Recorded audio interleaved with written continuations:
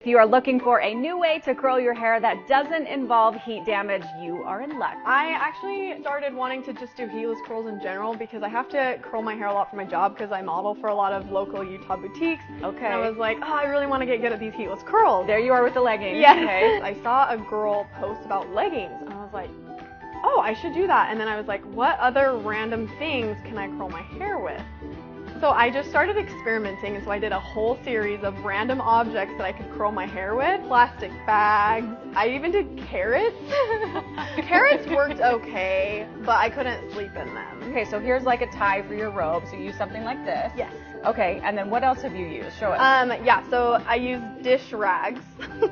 Just normal dish rags, and I just rolled them up, and then I just clipped, like use these little claw clips to clip both sides in. Yes, this is my husband's tie. And these are heatless curls that I actually did last night, so you can kind of see what they look like. But what I do is I just start by clipping the tie at the top of my head. So a big clip to hold it in. Yeah. Okay. And then I kind of split my hair down the back like that, so we have two separate sides, right? Okay.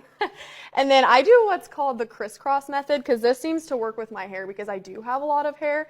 It's kind of like French braiding, French twisting. A lot of people ask me, but you just start by taking one section in the front and twisting it around. Okay. And then you go from the back as well. And grab another piece. And then you just continue all the way down.